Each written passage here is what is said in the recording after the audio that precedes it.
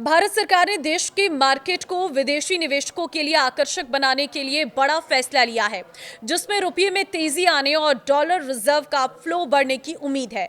ये stock market के लिए अच्छी खबर मानी जा रही है।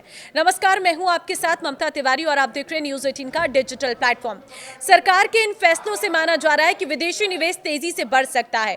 5 जून को सिर्फ रेपो रेट अनचेंज रखने का फैसला नहीं लिया गया, बल्कि सरकार ने विदेशी निवेशकों के लिए एक अध्यादेश जारी किया है। विदेशी निवेशकों यानी फिल्स को भारत की गवर्नमेंट सिक्योरिटीज यानी जी-सेक में निवेश पर कैपिटल गेन टैक्स छूट दी गई है। यह अध्यादेश 5 जून को जारी किया गया है, लेकिन 1 अप्रैल 2026 से ही प्रभावी माना जाएगा।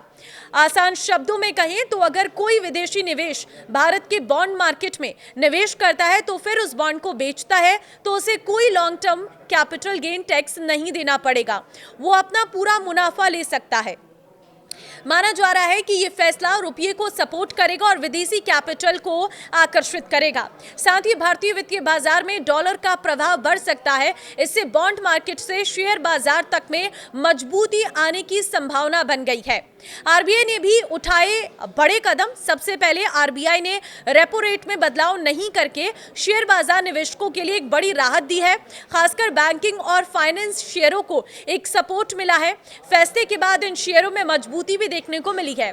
इसके साथ ही विदेशी मुद्रा भंडार और डॉलर प्रवाह बढ़ाने के लिए भी कुछ फैसले लिए गए हैं। पहली चीज, एनआरआई जमा योजनाओं को अधिक आकर्षक बनाने के उपाय।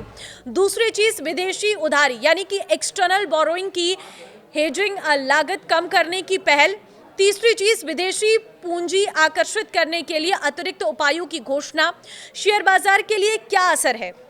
पहली चीज, एफआईआई निवेश बढ़ने की उम्मीद है। जब विदेशी निवेशकों को बॉन्ड बाजार में टैक्स राहत मिलती है तो भारत की फाइनेंशियल एसेट्स अधिक आकर्षक बनती है। इससे इक्विटी बाजार में भी निवेशकों का भरोसा बढ़ सकता है। दूसरी चीज, रुपये पर दबाव कम हो सकता है। अगर विदेशी कैपिटल का फ्लो बढ़ता है तो रुपयों को सपोर्ट मिलेगा। मजबूत या स्थिर रुपया विदेशी निवेशकों के लिए शेयर बाजार में निवेश का रिस्क कम करता है।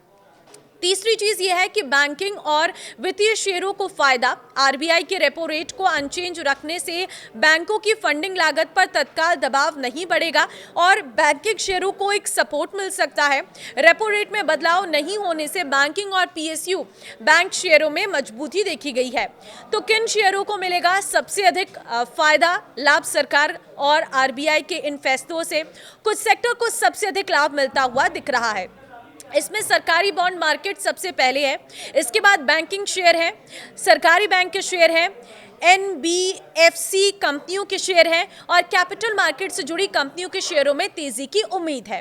तो देखिए, शेयर बाजार में ये अच्छे संकेत हैं। आज के आरबीआई के रेपो रेट को बरकरार रखने और उसमें कोई भी फेरबदल नहीं करने के बाद बाजार में थोड़ी संभावनाएं बढ़ी हैं। थोड़ा ग्रीन इस वक्त देखने को मिल रहा है, जो रेड जोन में चला गया था। अब देखना होगा कि इसका असर कितने समय तक प्रभावी रहता है और कितनी जो उम्मीदें इस वक्त शेयर मार्केट को है वो बढ़ पाती हैं। तो फिलहाल इस वीडियो को आप शेयर कर देना। जिन भी लोगों के बाजार में पैसा लगाया है उनके लिए ये बहुत अच्छी खबर है। नमस्कार।